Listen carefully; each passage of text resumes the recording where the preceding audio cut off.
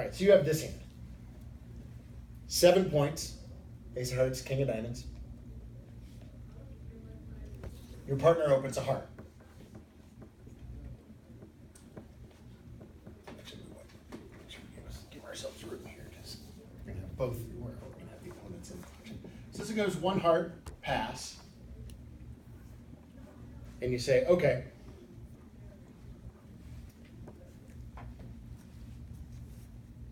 This doesn't qualify for a single raise because I have 6 or 7. So I'm going to start with a no trump and then take a preference. What's that? 8 if you count the double. Yeah. Again, I mean. Yeah, I know. Don't count. You're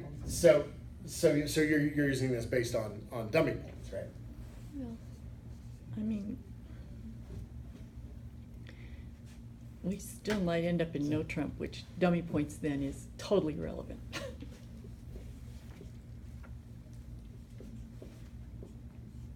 Oops. All right. So you bid your no trump, and left-hand opponent bids 2 spades. So now the question I would ask you is, what are you doing at this point?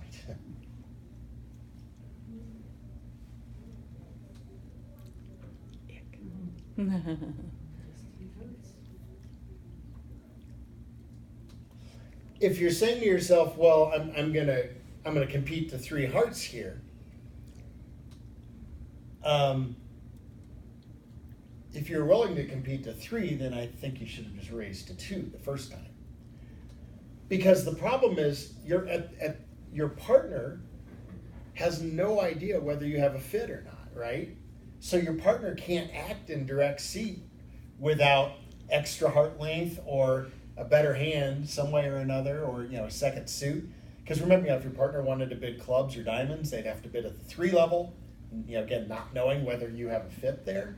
So that would require at least a more distributional, if not a better hand in terms of high card points too.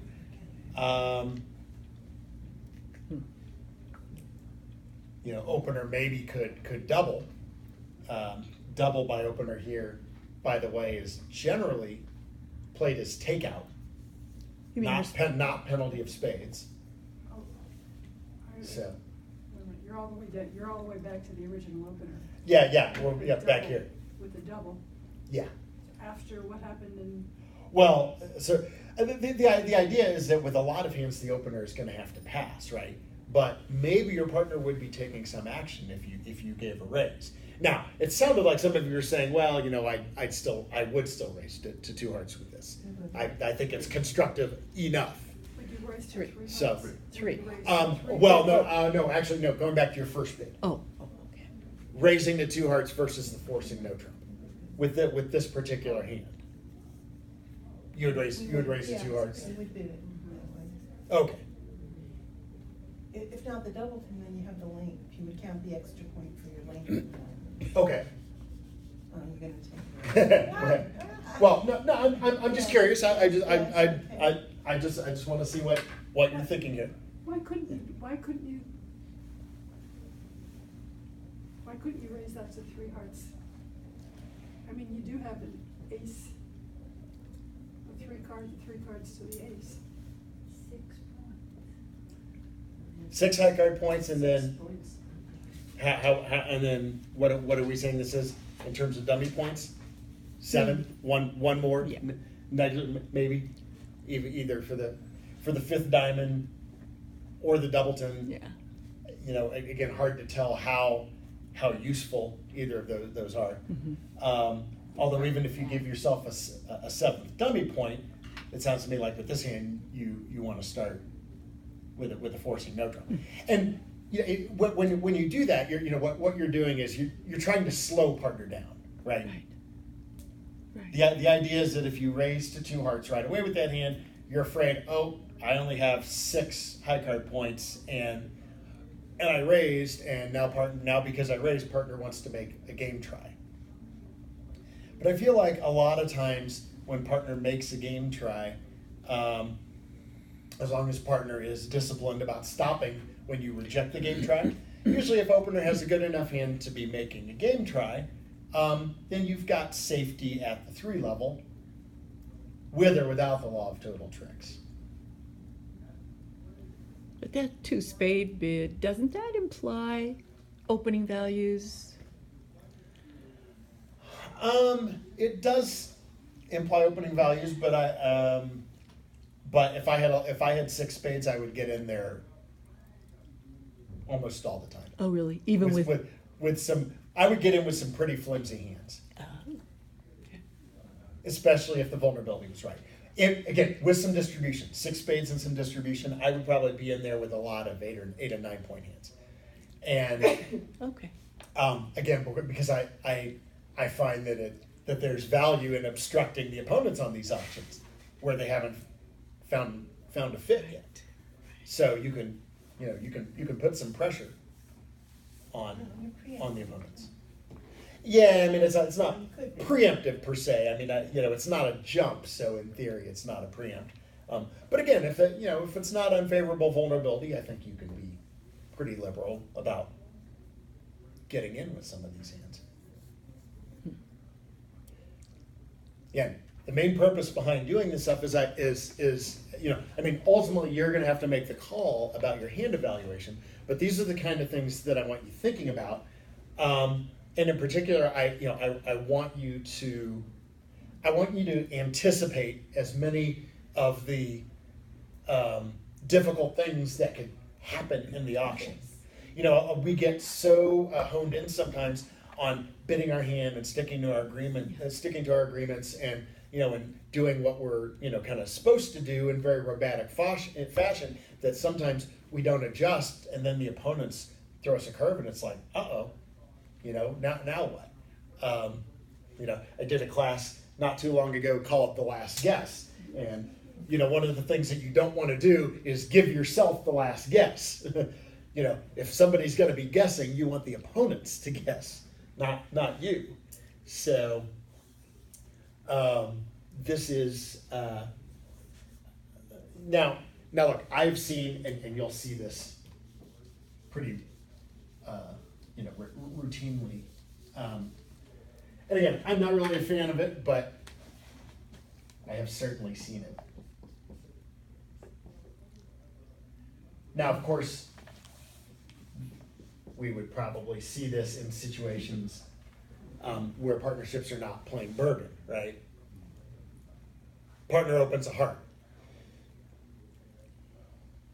Well, if you want, you can bid 3 hearts Bergen, right? It's your weak raise. You have 2 points and 4 trumps. Would I like that at unfavorable vulnerability? No. I'm not even sure I like it vulnerable at all. But that's our agreement. What if you don't play Bergen? What if partnerships that there are a lot of expert partnerships who aren't fans of Bergen, who don't play it here, so they don't have an immediate weak raise available. Well, what do? Well, sometimes they do this. Now that seems, you're like, well, if you're gonna bid, you're thinking, how do you bid a no trump with, if you're gonna bid at all with a hand that you might just pass because it's so weak. I would actually, you might consider this a psych. It's really not a psych. That's what it looks like. So they do that, right? They bid the hand as if they have a doubleton. Mm-hmm. That's their compromise. If they don't have an immediate weak raise, they bid the forcing no trump, and then they go back. And this is their way of, they're slowing partner down, right? Thinking, okay, if I pretend like I have 6 or 7 points and a doubleton in their suit, I can compete, I can get into the auction. Maybe my 1 no trump will discourage this opponent from getting in if they're thinking about getting into the auction. So again, I don't like this because I almost, now of course maybe they get to stop at the 2 level if the opponents don't bid here. Whereas if you make your immediate weak raise, you're going to the 3 level, right? So, but there's such a big difference between taking a preference and having a Yeah, yes, when if you bid it this way and you table the dummy, partner will be simultaneously pleased and disgusted. If they're playing in hearts, they'll be pleased that you have a 9-card fit and your doubleton spade, but your doubleton is probably worth something as a roughing value if they need it. On the other hand, you really don't have much at all in the way of high card points, right? So, and you haven't gotten too high. So these are different approaches. I'm saying you may see something like this. Okay. What if he passes and you end up in no trump?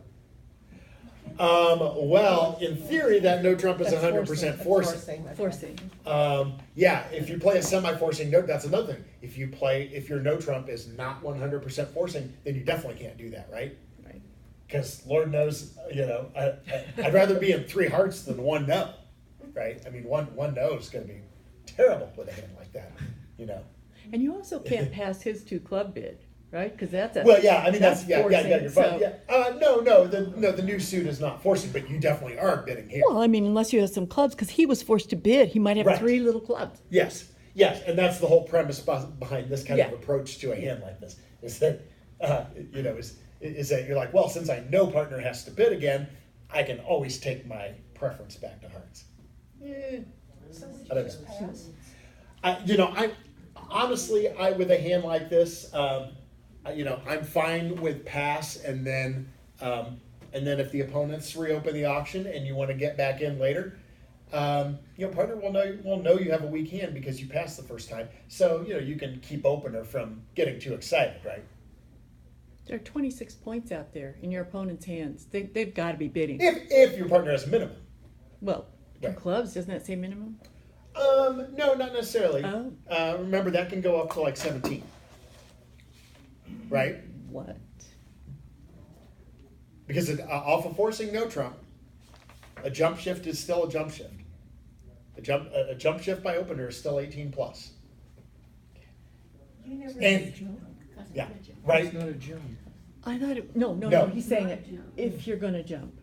If you have 6. The thing is, so like this auction on the left, and then this Yeah. is actually this is a good thing to talk about too in the context of forcing no trump.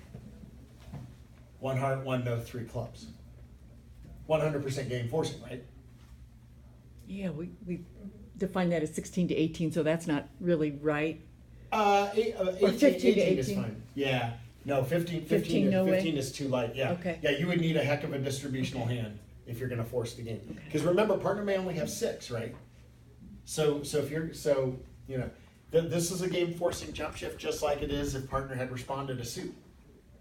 Like if it had started 1 heart, 1 spade, and you bid 3 clubs. Just because partner bid a no trump, the jump shift is still game forcing. So if you need 18 plus, and again, that really should be here 18 real, because we're not really looking at dummy points because we haven't found a fit yet, right? So that should really be 18 real. And so this 2 club rebid here, an auction that starts 1 heart, 1 no, 2 clubs, this is typically going to be like 12 to 17. Now, if you find some 17 counts that you really like, that you think are worth a jump shift, maybe you're 6'5" in hearts and clubs, something like that. Yeah, that's fine. I'm fine with upgrading when you have compensating distribution or something like that. That is also, by the way, why responder on your forcing no trump auctions should really strain to bid a second time if possible. You want to keep the auction open. Kind of what we would call, I don't know, it's well orchestrated overbidding, not tremendous overbidding. But, let's say you have, Before you do another hand, on the hand before, the one where you changed it, made it 7 points in the hearts, what would you have bid on that? I would, with all those hands, I just give partner an immediate raise. Okay. But I'm in the habit of, again, I don't play that constructive element. Usually, anytime I have like 6 to 10 and 3 card support for openers major, I just support the major right away. And if we get overbid because I'm at the lower end and partner pushed a game or something like that, I'm willing to live with that on occasion. Again, I'd rather be in the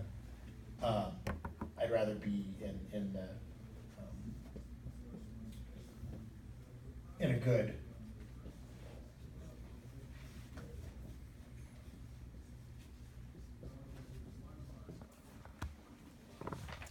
So what if I give you a hand like this and put you in responder seat?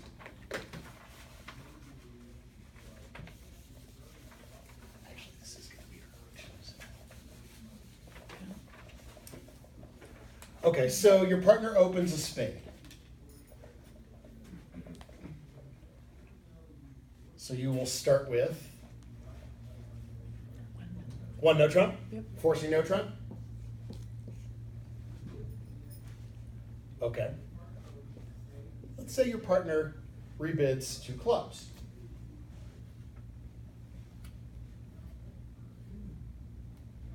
Well, you're pretty happy about that, aren't you?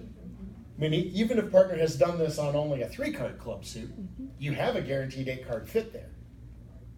And partner might have more than 3 clubs. Partner often might have 4 clubs, or maybe partner's even 5-5. If they were 5-5 in spades and clubs, they would start with a spade opening, right? So while spades might be playable in a 5-2 fit, you have a guaranteed 8-card or better fit in clubs. And you have lots of trumps in case partner's trying to get the spade set up but has some losers in that suit. Then your doubleton spade partner could do a little roughing and maybe set up the 4th and 5th spades, right? So I think this is a pretty good dummy for clubs. So the question is, what do you do? Are you passing or are you bidding? I'd say 3 clubs. All right, so even though you only have 8 high card points, this is a hand that I can tell you I will always give partner a bump to 3 clubs. And it's what we often refer to as a courtesy raise. It's a little bit less than invitational, right? I mean, we'd really like to have another queen in there to call this hand invitational. But we're probably safe at 3 clubs, even if opposite most minimum opening hands, we are probably safe at 3 clubs on this hand. And the reason that we want you to give partner a little bump to 3 clubs, even with only 8 high card points, is that if your partner is over there with a good 15 to 17, a hand that wasn't quite a jump shift, now you probably belong in game somewhere. That game may be 3-0, not necessarily 5 clubs, but you want to keep the bidding open. And so 3 clubs probably looks like, and in fact maybe is, a slight overbid by responder, but it's much better for responder to stretch a little bit with this so-called courtesy raise than it is for opener to lie about a jump shift and force to game with only 15 or 16. So you'll see this is how the experts will deal with this kind of hand. And if opener has just kind of regular old 12 to 14, they're going to pass anyhow, right? And you're probably safe at 3 clubs.